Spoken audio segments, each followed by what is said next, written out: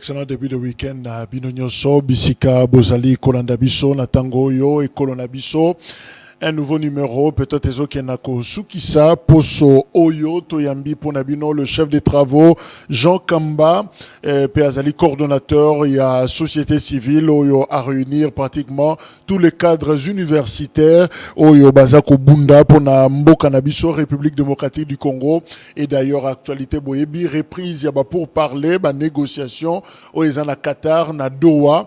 Alors kuna déjà ba signe za ya bien parce que la revendication au M23 a sali yangonde zako kotungisa évidemment Kinshasa bazobengango ligne rouge singélité koko mawana, mais ils ont osé quand même yako lakisa ba revendication na bango publiquement. On note, la presse nous rapporte que l'AFC M23 Azako Senga ba revendication naie, il veut avoir la gestion du nord et du sud de Kivu pendant 8 ans. Bape Saye na Lingala Elingi Koloba M23 na AFC comme loko moko supplétif ya Rwanda et Sika Corneille Nanga Azali basengi parmi ba conditions na bango bape sa bango bokambemi ya province ya Nord Kivu na province ya Sud Kivu bosangisi yango sa di Goma na Bukavu bosangisi ba province wana mibale biso za nango 26 so bango bazui donc otika na 24 parce que mibale et longwe na contrôle na biso alors ba gérer yango pendant 8 ans bongo sima 8 ans de tokoye basiko tozongisa tozongisa te. Ah bon, Batunsu Balobi, l'appétit vient en mangeant. Tant que Barozo 8 ans, il y a Kokamba, une province aussi riche ou des provinces riches locaux la wana. Est-ce que Barozana Courage, Yako Zongi Sengo, la délégation congolaise a rejeté catégoriquement cette revendication. Voilà, situation Oyotozana Yango Toko Lobela. Tolingisa Mato fongo la parenthèse moko par rapport à 5 présidents africains au bayamba qui na Maison Blanche et pas Donald Trump mission na bango et Sili a benga qui 5 présidents je crois Libéria, il y a Sénégal, la Mauritanie je crois et les autres à Yambaki Bango. Alors pour l'instant na Libéria moi mon boulot nungu est commis parce que c'est pélité population maloba au Donald Trump à l'obina président na bango. Alobi neni tango yambi bango bazo solola na Maison Blanche président ya Libéria azoko loba bongo Donald Trump regablo na zanango soki na Kinshasa bongo mo bambodi beti yango kaka boye main libre oloba rappé anglais bien oyeko lango wapi apparemment anglo zolobeza kitoko en fait en d'autres termes ezaka neto sala na ba reproche awa tel à l'obara français bien tel à l'obara français heureusement et mi pa na bisote ebani côté ba polémique c'est que les lots engage inda na internet soki baloba kinde na biso. Imaginez-vous président Macron aloba na mokonzi na biso que français nous aime moins bien au lobara français moins bien to ebani na contexte culturel na biso ils insultent soki balobi na yo bongo. Alors population mboka na yeba sepelité président lobi bon ya moni nango problème te aboya ne ba problème kaka ayebi muto azaki liboso na ye soka mega ko kinango na ndinga polémique asala qui on a présent sud-africain ro betelo mo boye abimise même na rata salle. Alors Donald Trump asa moyen ko gérer ezate alors aboya ki mindondo ameli balobi non mais même réponse yo pesa kitanga lobi no lo ba anglais peut bien ya ebisie oui monsieur. Alors non on a peine mon ali le rôle là ya za likolo na yo tout ça. En fait, et lors de la polémique, il y a un débat beaucoup plus, je le dis, sous contrôle, il y a cadre universitaire à Awa. Tikatomo Nakamakambouana parce que l'Afrique ne veut pas s'assumer. Bazote Yabiswawa, nous devons avoir une politique linguistique, c'est-à-dire vendre nos langues. Pour nani tete na lolendo. Et bien, on a fait outil na école na biso. Complexe wana, je me souviens tant aux Agokola, ceux qui ont une école au lobby lingala, mais finalement balati sur ce qu'on appelait symbole. Alors obimi ridicule l'école mon babazo sekayo, aux otambolara nelo kwana, ceux qui mutumso agope c'est monanité, aux ongi na onanda quoi, alors tu es vraiment sali na école, bah convoquer na ba parents. Comment parler ma langue à moi? Bah qui ne convoquer ba parents, bah pesanga punition, na bima ridicule. Et bison stokoli na complexe wana et lelo soki muto ayebi français te automatiquement aza zoba aza muto aza maelete bako confier ba responsabilité te et loko eza erreur tozo sala ba linguistique ba linguiste baza ko kolanda biso eza erreur. La langue n'est qu'un habillage eza véhicule. Bana na biso na bandako balobaka ba français na maternelle azolo ba français, c'est pas pour autant bako pese une responsabilité à cause de cette langue là. Non. Donc erreur wana biso moto sala au lieu de promouvoir nos langues. Après 60 ans ou 65 ans d'indépendance, tolingi ko exalter ba langue batu mususu, tolingi ko exalter ba culture ya batu mususu, oroka ba structure loko la francophonie. Batu bafandi balingi bakumisa langue na bango bakoti bino na nko na kati eloko wana ba Pierre Kamino ba responsabilité ba secrétaire général bino bo kamba yango et puis na suka nango vous oubliez vos propres langues. Soki balobaki ne olobaka lingala bien, olobaka swahili bien, olobaka kikongo malam, je pouvais comprendre. Mais elingo laksake ba kolo anglais et Amérique yango na bazo payer sa cotation même na un président de la République ko zolo bango malam ou to zolo bango mabe. Il est grand temps pour les Africains, on ne se développe pas avec les langues des autres. Il faut te penser qu'on promouvoir la langue nabiso. Je crois que ekozong c'est la biso le kumwana, ekozong c'est la biso le lendo wana. Voilà. Et là quand on a tout le bana polémique wana, je ne sais pas. Chef des travaux Jean Kamba, sera un point de vue à connaître rapidement par rapport à incident wana diplomatique.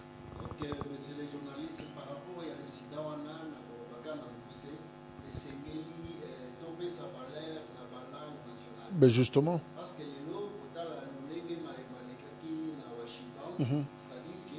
États-Unis d'Amérique, il y a anglais. Okay. Alors, il faut pas faire accent. Est-ce que ça y a un tango ministre des Affaires étrangères, Bandai Koloba, Donald Trump a bon, il n'avait rien dit, mais tu as évité intention en d'autres. Est-ce que Bandai côté ko jauger niveau anglais wana? Oui, c'est pas quand même élégant. Hein? Oui, mais effectivement, tango bato bazali koloba na katia ba rencontre ya lolenge wana tout batenaka compte na nyonso na elobeli na façon na expression lolenge pe ya ko exposer nyonso wana on prend compte de ça. Alors nde yango monaki nyonso bato nyonso ba o ba yambaka kuna tango bazoloba bazotala ba geste nyonso nde salaki ke ameka ko kolobela ko homologue na yewana que non vraiment ozali koloba malamu. C'est-à-dire c'était c'est pas poli. Non, mais ekoki kozala poli te na lolenge na parce que eyokani na presse bimi. Oui, c'est pas. Oui, asa quand même muninga na yo beaucoup quand tu yokoki ko côté était soka lo ba malamu to mabe. C'est quand même le meilleur de son pays. Bon, oyebi même en pédagogie ezana eloko mo balobaka. Tango muntu azali kotangisa moko il faut otala attitude ya auditoire. Alors ce qu'on monique attitude auditoire ezali ko permettre te pona filer na matière moko koluka moyen ya komema auditoire komema bango na lolenge o esengeli. Peut-être ça pourrait être ça. Lokola ndenge ba banda ko solola te na sala moi eloko mo boye pour pesa moi bien quoi mais sikoyo eloko ngo asali nde esali que na niveau Afrique ba to ba interpréter ngo na lolenge mususu ah mais biso ne mabe ezapena mabe to yebi Congo soke zaka ya biso mais c'est terrible effectivement omoni awa biso tozali batu moko oyo tolingaka kolandela nyonso et puis ko aggraver pe alors omoni na lolenge lekaki na mboka ya baninga balandeli mais na lolenge awate parce que awa likambo nyonso ya muke ekokoma sujet ya polémique émission spéciale ekokoma sujet ya polémique ekoma asali boy est-ce que alors nyonso wana il faut tirer les autres tinda biso pona ko tirer ba leçon mais au finish et sengeli to valoriser la langue nationale.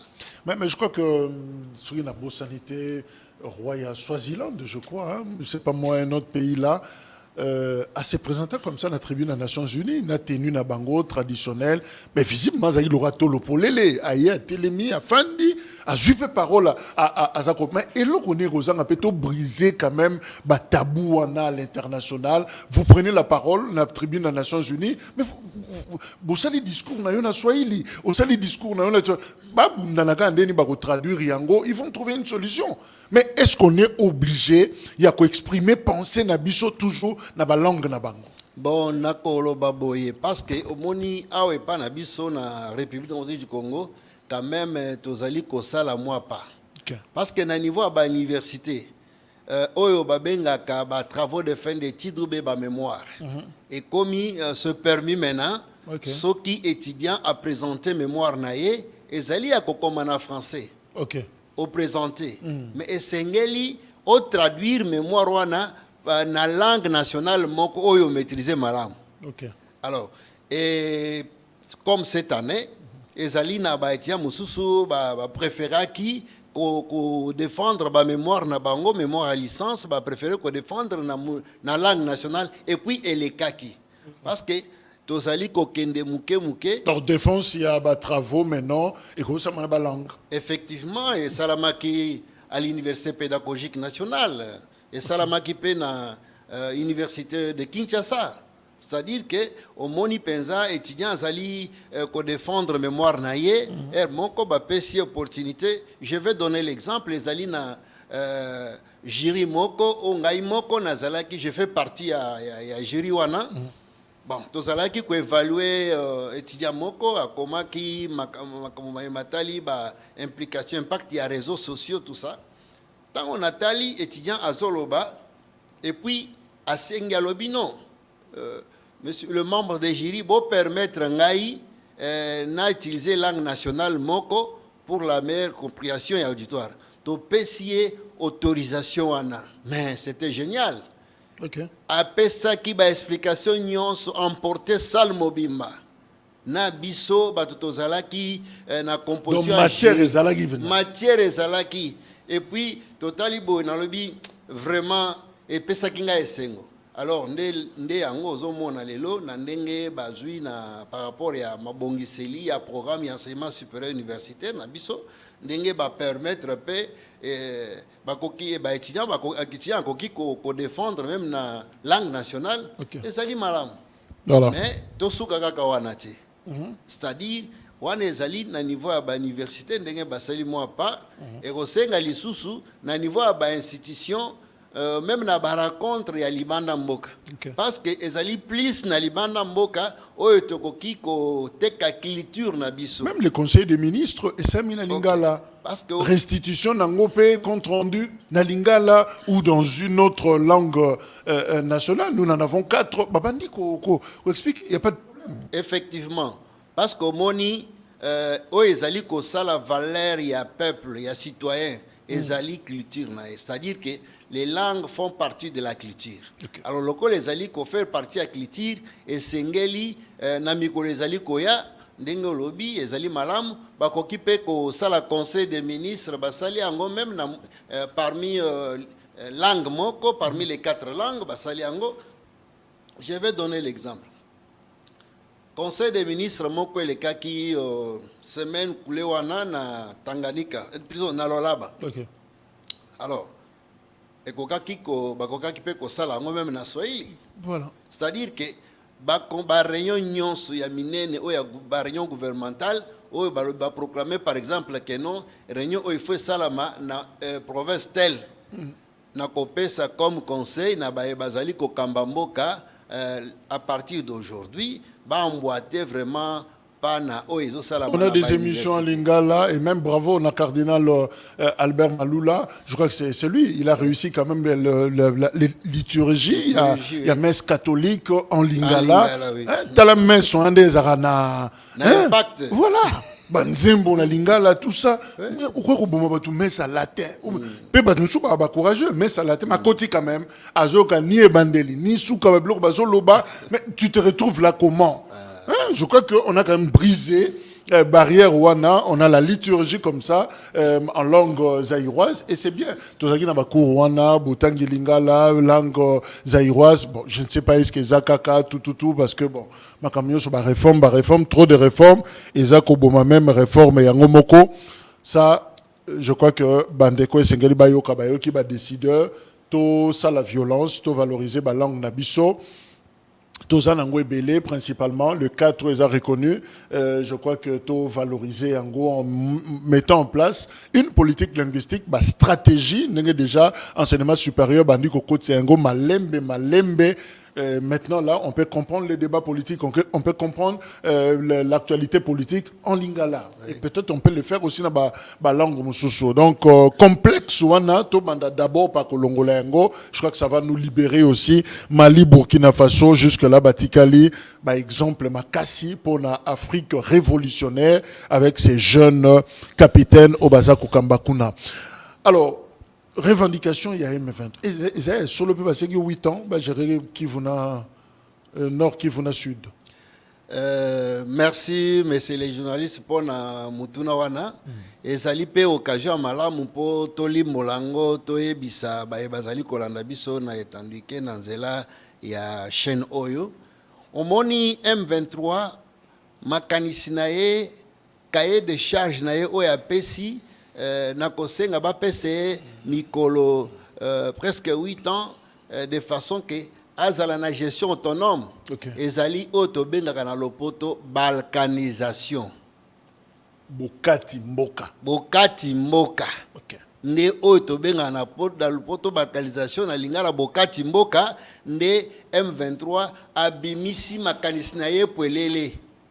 Parce que soko tali bien na Mikolo lekaki coordonnateur ya AFSM 23 Corneille Nanga abandaki koloba ke biso toye boye tozali na makanisi ya balkanisation te toye pona ko apuye balkanisation te nzoka nde balobaka c'est la fin qui justifie les moyens nde lelo moni babimisi makanisi mais nako bakiselo komoko to uti kolanda mikolo lekiawa na ba rapport o ba pesaki na ba expert ya ONU il y a Conseil de sécurité des Nations Unies.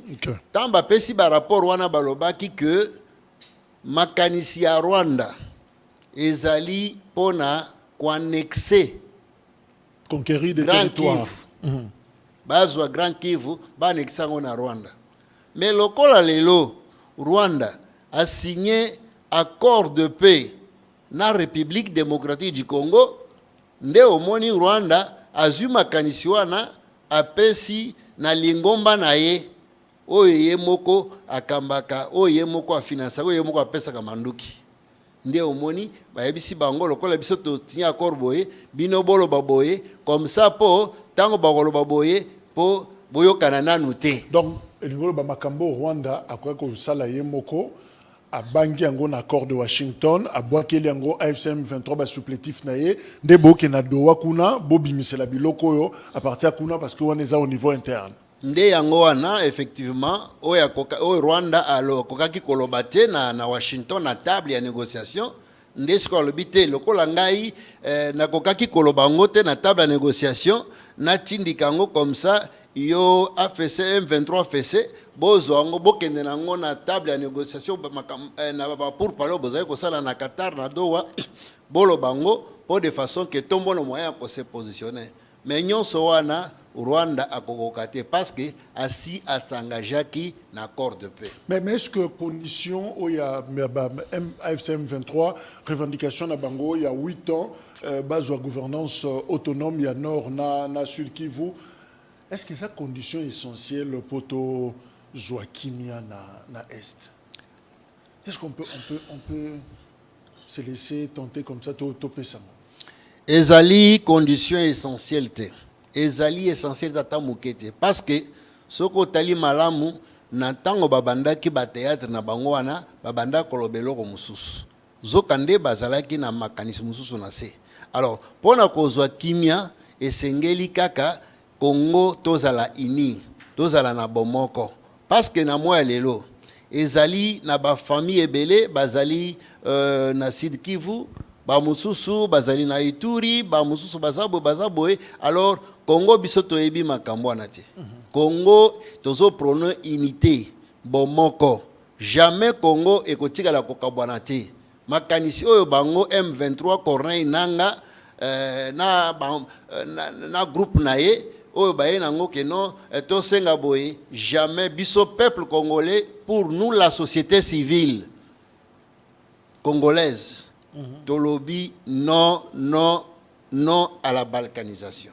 Mais est-ce que la FCM 23 va administrer place one bon au cas où ba administrer te parce que au moni kaka na kati ya bisika bazawana makambo eza ebele oyo tomonaka na kati ya bisika bazawana bazali koboma bato de jour au jour bazali ko commettre ba infraction et ba crime de jour au jour. Alors, ceux qui bazali ko commettre ba infraction, c'est-à-dire elin kolobake et vandeli na population ezali malamu te. Alors, bako kate et kotika la kosala mate. Mais ouverture il y a frontière. Ouganda a fongoli frontière na Bunagana justement. On va encore revivre cela en image. Tout le monde est un go. Mais visiblement, le drapeau, il y a République démocratique du Congo est zaté. Il y a autre chose. Alors, tout y habité, on va commenter juste après. On nous propose ces images.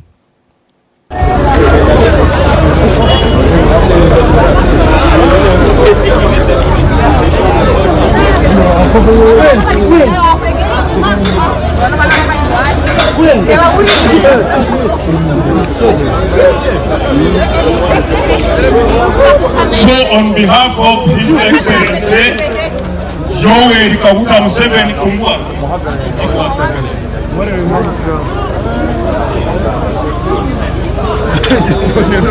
on behalf of His Excellency, Yoweri Kaguta Museveni, I hereby declare the official opening of Bunagana border for formal trade, formal communication. We thank God. Amen.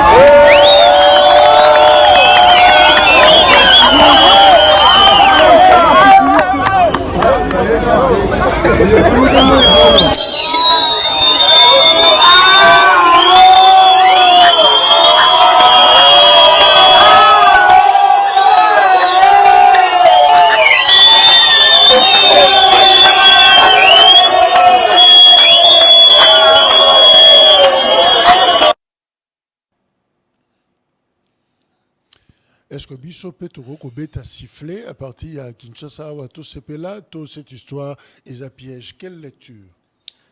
Bon, na kotala ndenge bandeko ya Uganda basali bapesi biso pasi makasi parce que lelo Uganda tozali na kati ya ba coopération na Uganda, c'est coopération militaire mais bakokaki ko ministre Mouya tous bien à Bango, tous un problème et tout ça. Les journalistes se posent des questions tous les jours.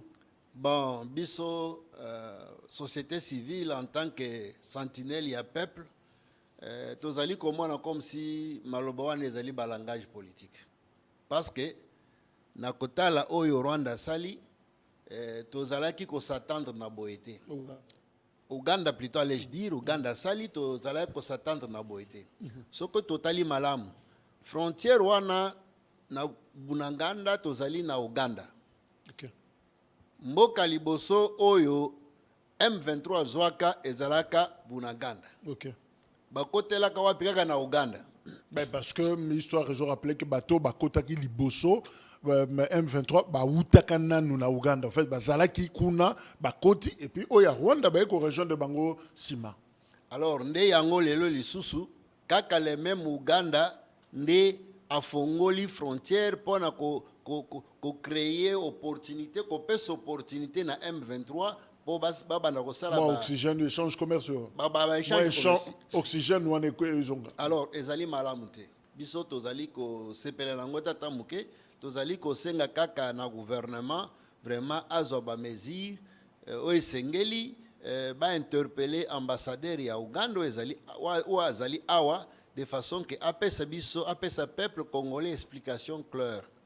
Pourquoi basali eloko wana sans implication, sans accord ya gouvernement congolais oyo bazali na ye na ba coopération militaire.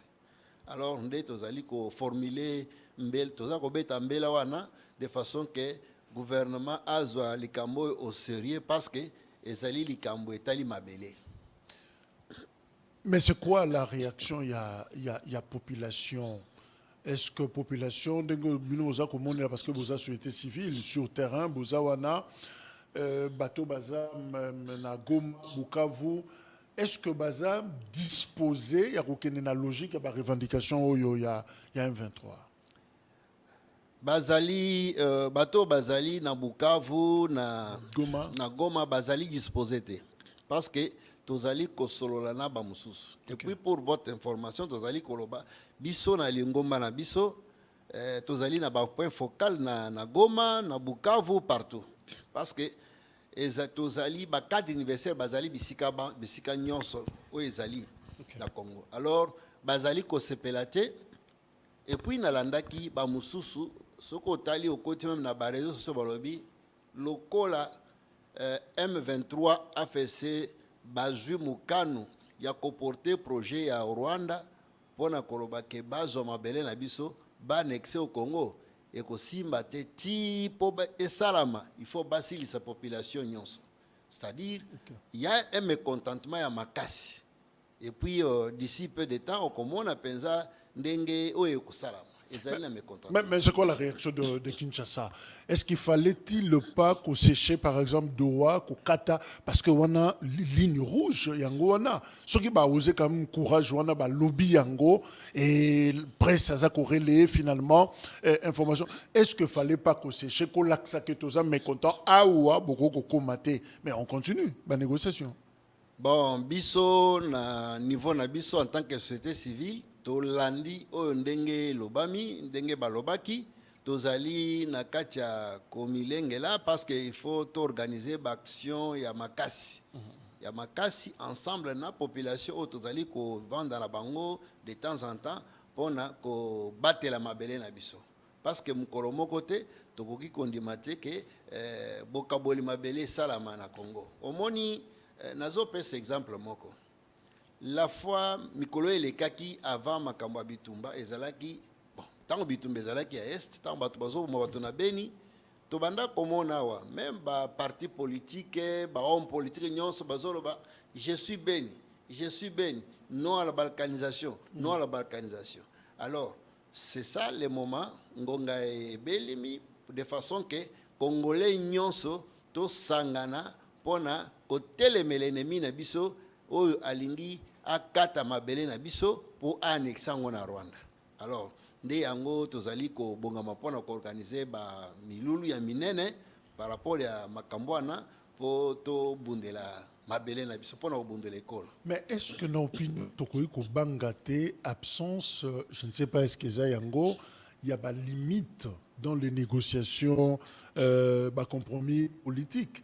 Batunso bazo banga koloba que on dirait biso tozo fonctionner ba limite ezo zalate. Mon avis mutuon ça na ba principe na ba limite en tout cas je peux blaguer tout ça mais ça je na lingaraté on a lingaraté on a liakate ba limite ça mais biso tolobi jamais to solana ba supplétif on a te tozo sola siko to koloba et le côté to salate finalement to koina eloko wana yango ezo ça batu mususu ba koloba bon Bukavu kokende te Goma kokende te mais au surtout capé ba compromis politique est-ce que crainte toi na toko za nangote parce que ba limite na biso ndiye toujours ko imposer en vraiment te. Bon nakoloba boye de ko journaliste omoni makambo o etali mabele ezali problème ya ba politicien kakate o etali mabele ezali problème ya biso peuple souverain primaire.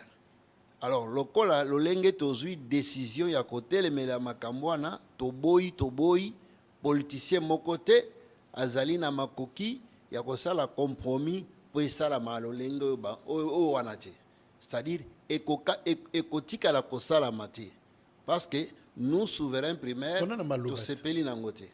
Oui atu mingi zo samba to sepeli mota. Bon makambo ezali kosalama ezali mais problème ya mabele ezali likambo mususu parce que tant tozo tala mabele ezali mboka jamais bakoki ko kata mboka ko kabola mboka ya biso ya Congo biso ba congolais na volonté ya bapaya ndenge balingi wana te. Jamais kotikala kosalama te. Omoni balkanisation tobundi nango ça fait longtemps. Lelo lokola ndenge Corneille Nanga parce que yende azali kokamba AFSM 23 lokola ndimi kozwa responsabilité ya koloba ke non peuple congolais na bitumba nyonso bosala ba effort nyonso bosala pendant autant d'années pour na kobatela mabele lelo ngai Corneille Nanga na décidé po na puye munguna po na kata mabele oyo ekende jamais kokende te. Corneille Nanga a kotikala kosilisa peuple congolais te. Et vous avez des informations que Babandako Bongsa aéroport? Bon, messieurs les journalistes, Nazo osé quand même. Tolandaki information en de plus près. Effectivement, il y a de cela quelques jours passés, Nagoma.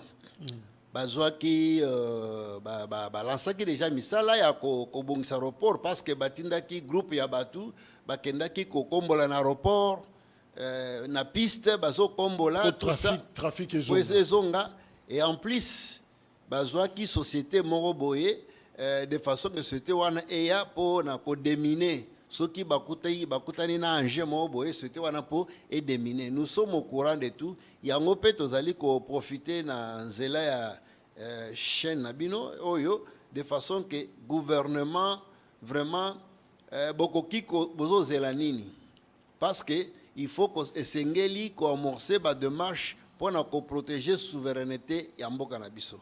Bo pesa ki mukanu décision ya fermeture ya aéroport lelo AFSM 23 bakomi ko fongola aéroport parce que batindaki déjà batu misala ya ko bungisa déjà ebandaki ezali malamu te.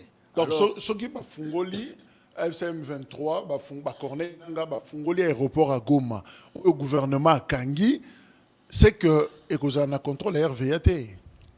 Entre le trafic, nous avons besoin d'échapper, puis surtout éviter ni les autres qui t'ont ni les autres. Effectivement, ne lolenge bango bazali ko kende nango ezali po ekozana contrôle na bisote. Nazo pes exemple moko.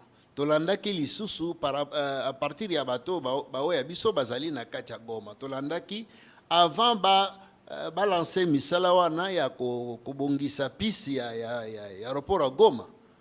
Mais avion moko yaki na Goma. Et survoler ville ya Goma Bobimba na altitude ya C. Okay. Et survoler.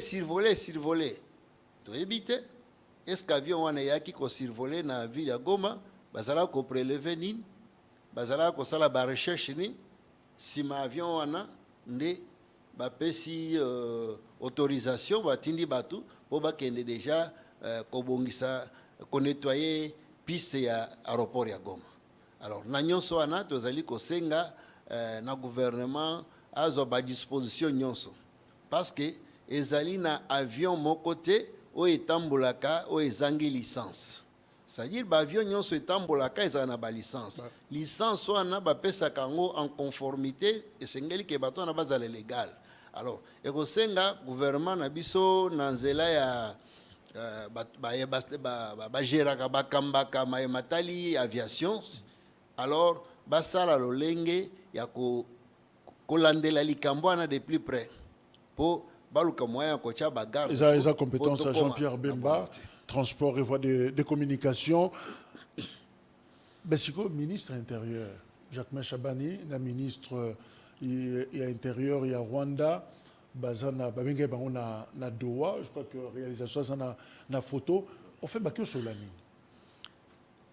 bon na koloba soki ministre intérieur accueilli na Rwanda et plutôt na Doha na Qatar bon oyebi par rapport à l'attribution ministre intérieur yende a gérer kabiso population okay. Population ezali na attribution na c'est-à-dire politique intérieure ezaka na attribution na ye.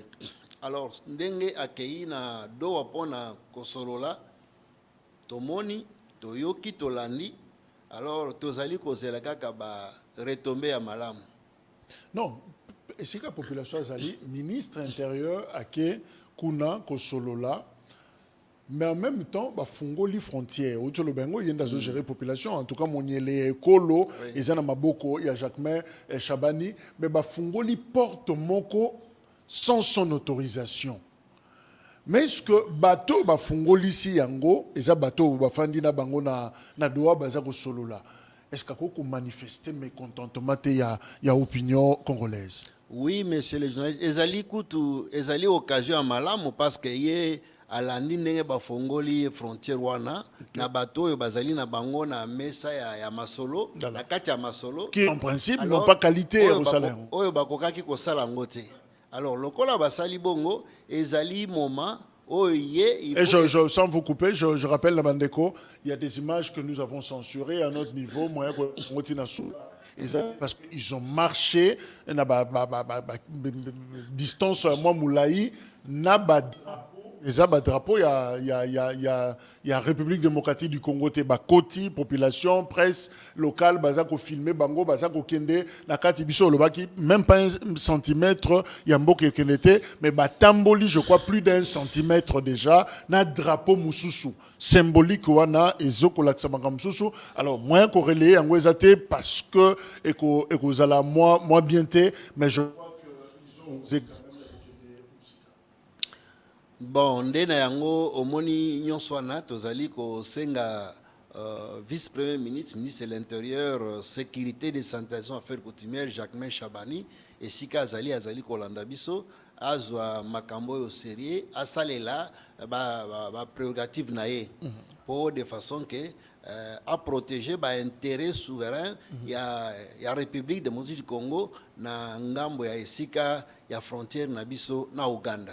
Maleki kuna et salami entre Baougandais na M23 oyo azali na ye na katia mesa ya masolo et sengeli azangisa te vraiment ko impliquer likambo wana et puis tolanda ngo pe que effectivement a s'impliquer ki na likambo wana parce que gestion ya attribution au bapesier ezali te que il faut azala na kisasa place nyonso azali en mesure capable ya ko sala musala na ye tozo senga tozo zelepa na ye.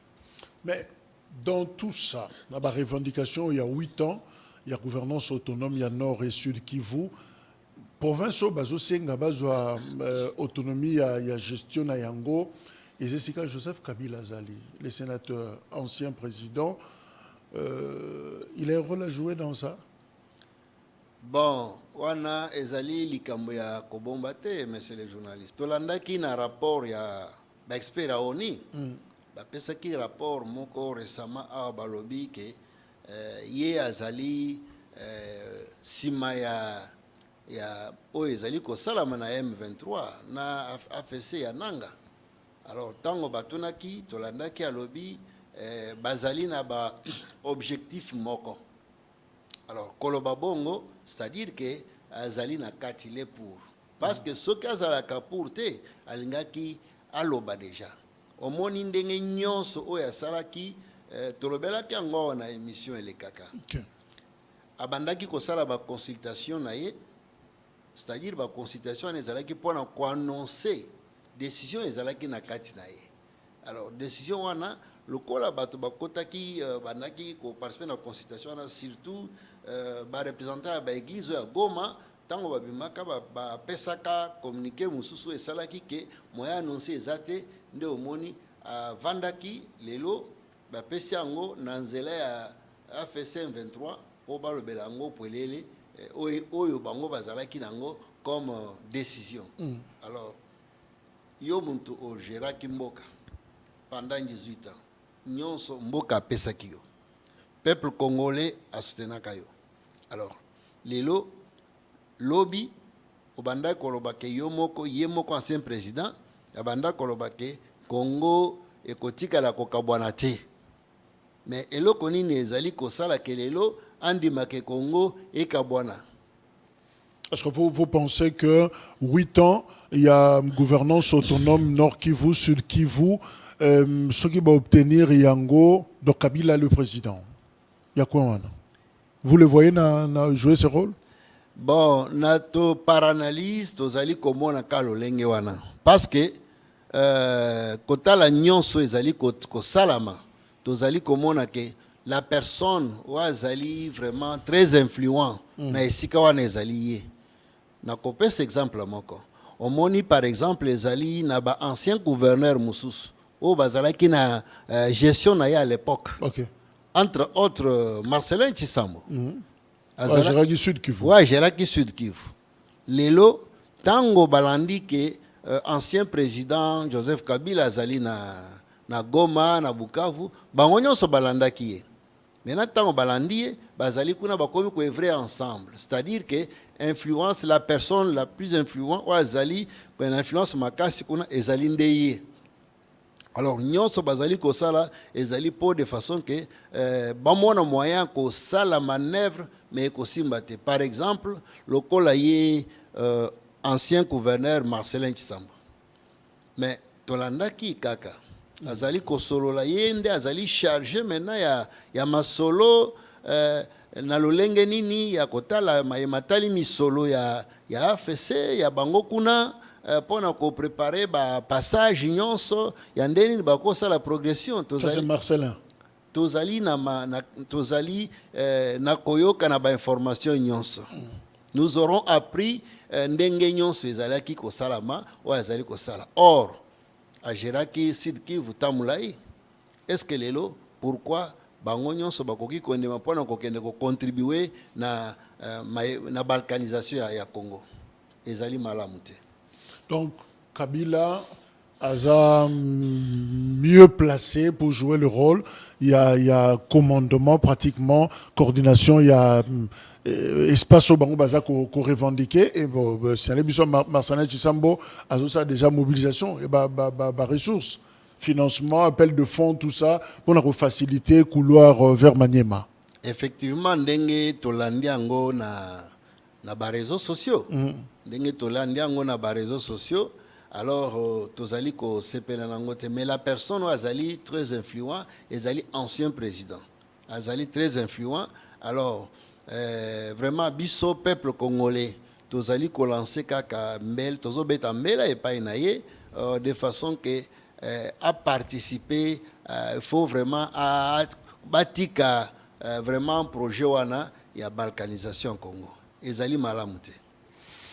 Soki toyokaka Honoré Mbanda Nzamboko Atumba soki totangaki ata ba livre naye je crois que c'est toujours comme ça dans la vie hein faut muto akufa pour que bon monde a pertinence à Makamba Banda Koloba quand il était vivant à comment Koloba lokola trop monde lokola dessin animé hein le comme tout le monde du n'importe quoi mais finalement on se rend compte que il n'avait pas vraiment tort. Il y avait une dose de vérité na makambo banda Koloba. Il suffit à kozongi la discours naye ko consommer yango et vous allez vous rendre compte qu'il y avait une part de vérité na makambo oyo. Mais finalement dossier yango est comme inquiété parce qu'il y a des noms. Vous avez des informations pour le général Chiwewe? Bon. Qu'est-ce qui se passe? Tolanda ki kaka na ba réseaux sociaux. Okay. Tolandaka na ba réseaux sociaux oye salamaki oye lekaki que semble que il était interpellé qui est benga qui est pour na ba reprocher. On parle déjà de plusieurs interpellations à CNS. Alors ndé tolandaki comme ezali domaine de sécurité tozali ko mettre vraiment avis avec réserve. Okay. Parce que vraiment justice baluka moyen atango bako tala nyonso po ba biso effectivement ezali nini. Mais tolandaki effectivement à travers les réseaux sociaux que arrestation na ye salamaki tolandaki à travers les réseaux sociaux lokola ba ndenge ezali. Voilà, Toko Lobela accord il y a Washington sorti, il y a cardinal Fridolin Ambongo où il y a petit point de vue naïe. Alors bref, il n'est pas d'accord au signé qui le 27 juin 2025 à Washington entre RDC et Rwanda. Tata cardinal. Alors que nos communautés restent privées d'eau potable,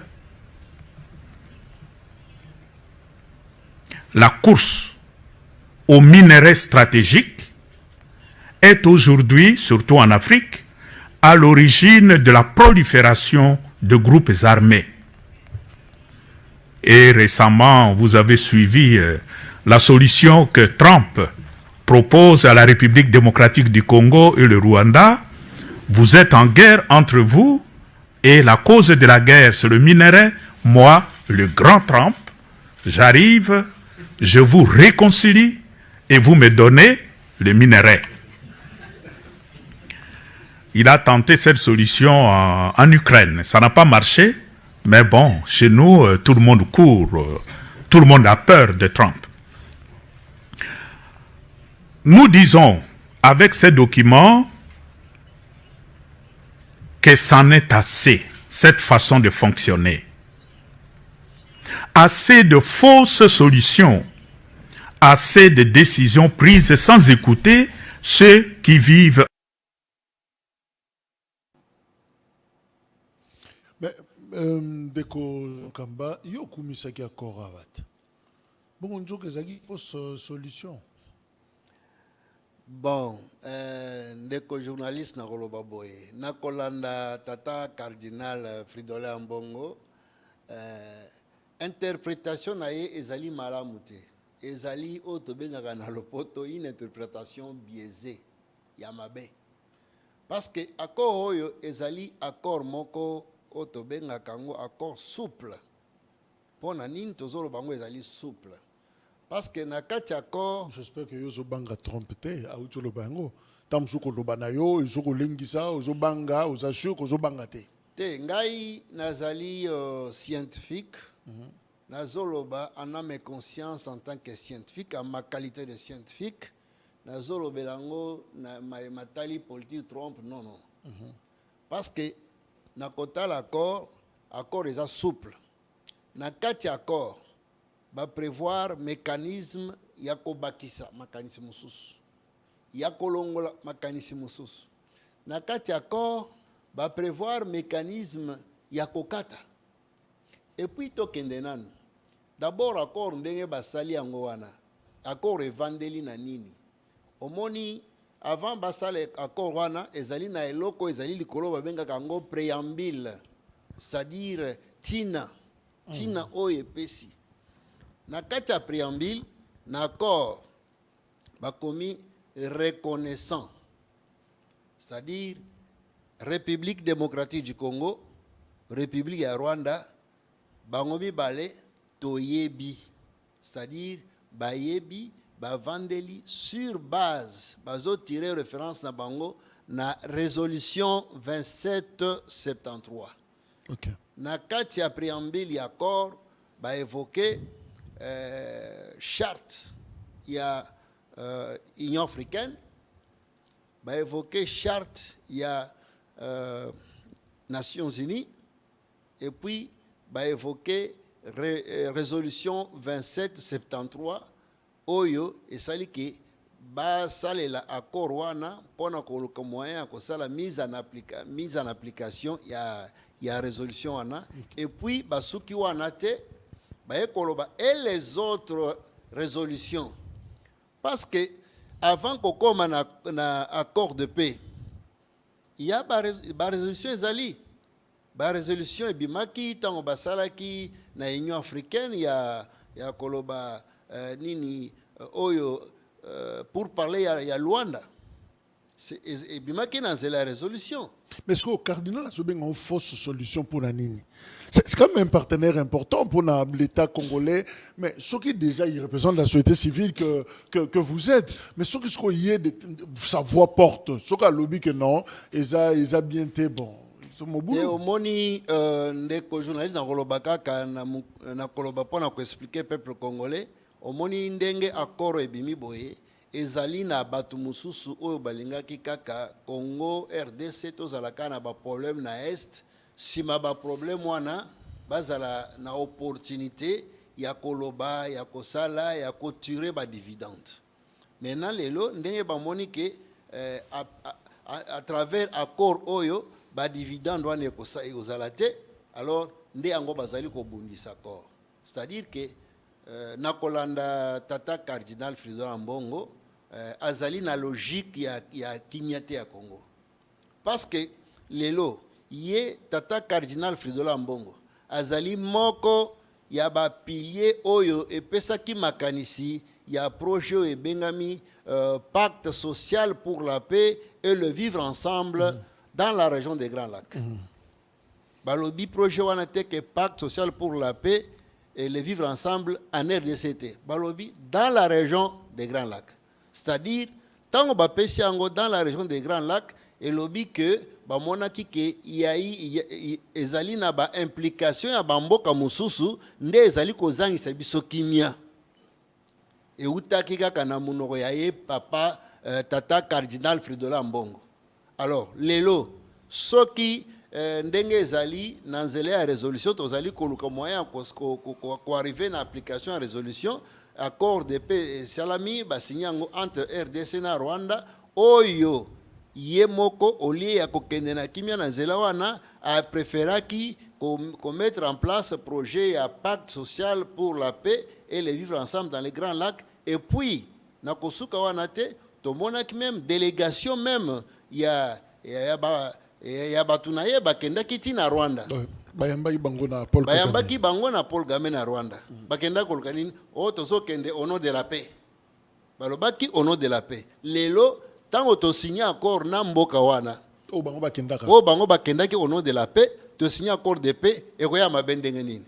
Ezali kaka makanisi ya mabe. Ça c'est vraiment l'intention de nuire. Na kati wana eloko malonga ezate. Parce que avant mutu nyonso atanga accord pona koyeba accord malamu esengeli kotala ke accord oyo ezali evandeli na nini c'est posé na nini na préambile wana nde lobi nyonso. Alors lokola préambile lobi nyonso nde omoni lelo na kati accord wana ba cité pe M23 balobeli pe makambo doa parce que M23 makambo doa ezanini ezali kokende na selon par rapport à pour parler ya Nairobi. Okay. Parce que pour parler des groupes armés. Ezaki ba groupes armés ezalaki pe e utaki pe na résolution. Pour parler à Rwanda e utaki pe na résolution. Nde omoni lokola pour parler à Rwanda ba eko sanctionner ngo nde balobi te il faut basala bakor wana nde ba évoquer bakor wana et puis bakor wana basali kaka yango moko te nde omoni balobi ke ba résolution nyonso oyo Union africaine azwaka pona Congo oyo SADC azwaka pona Congo na oyo EAC azwaka ba résolution nyonso wana basangisi yango ba confiner yango balobi ezala ba appui ya accord wana.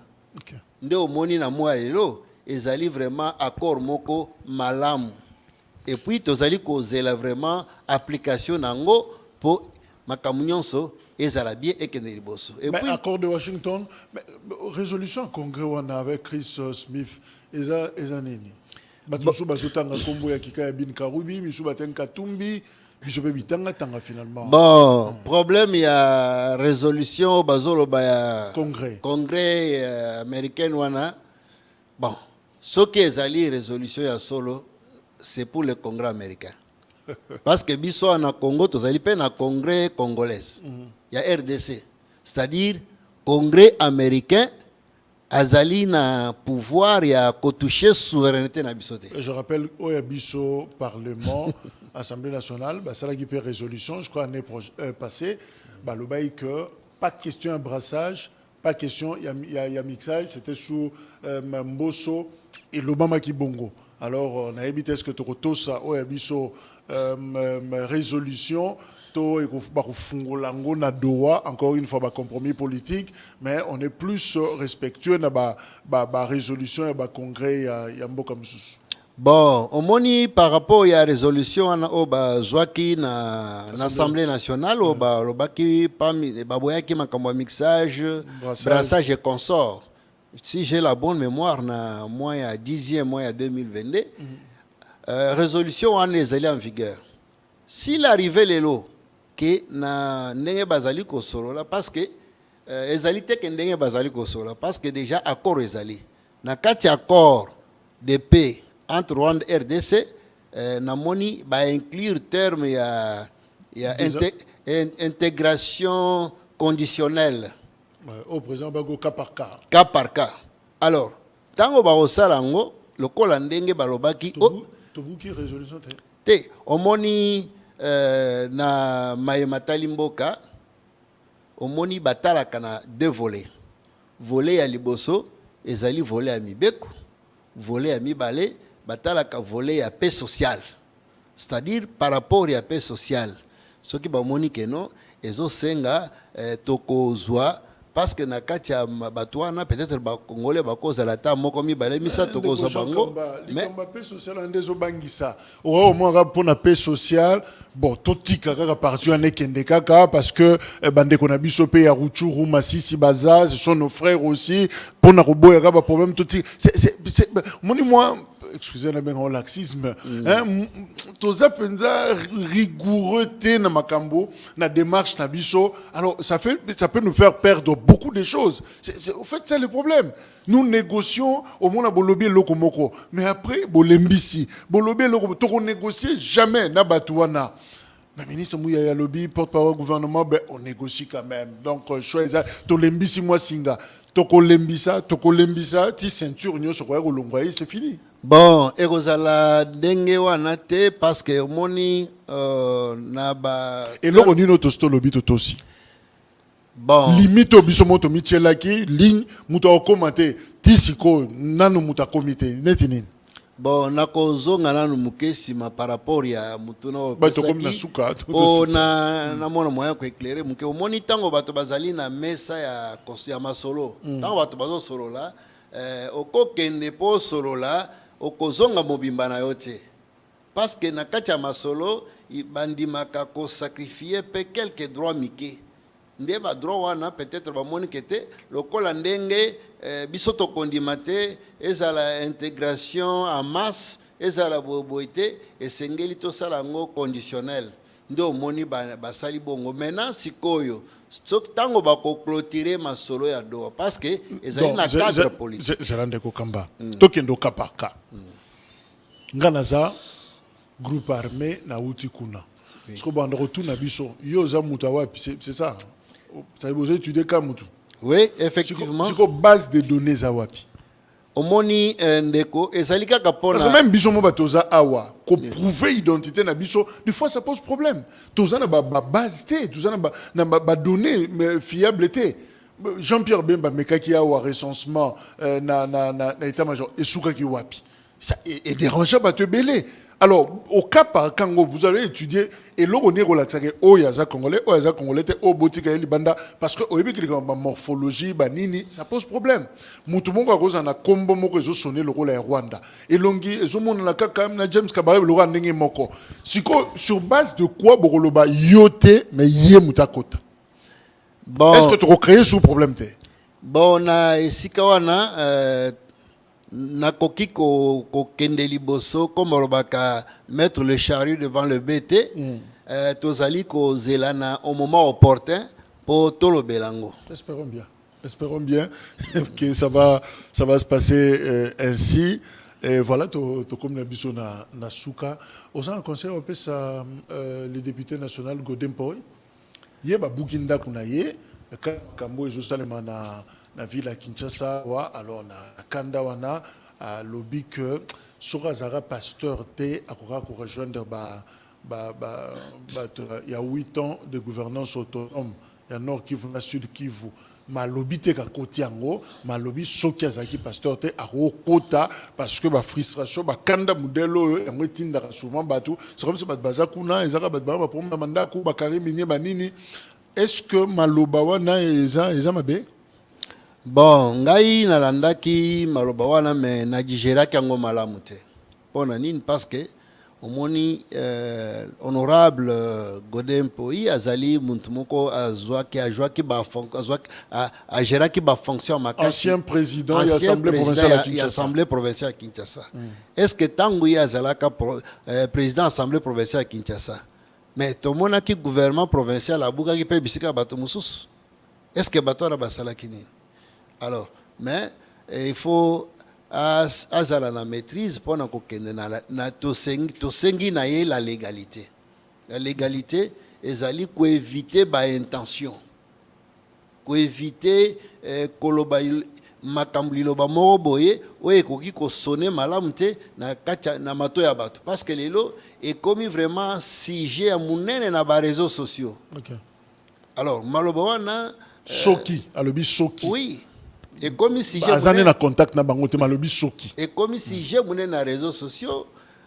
Bato bazali kolinga peuple congolais te bako bazwa yango bakomi koloba voilà. Alors mais ye azakuna te mais oyo namoni malamu parce que alobi akomeli mokonzi ya mboka azozela réponse ayebi ke réponse ekozala malamu nde ntango nalandaki maloba wana nde namonaki ke asali malamu mpona koexplike peuple congolais kolakisa peuple congolais ke nazali na kati ya makanisi wana te mais makanisi oyo naza nango ezali oyo bakopesa ngai suite le réponse na mokonzi ya mboka par rapport ya la voie de droit. Merci. Tokomi Nasuka, je vais simplement rappeler une chose. Toyebi bisonio so que fin du monde est ça. Du moins ceux qui croient. Même mutoyebi date te. Mutoyebi pe période azate.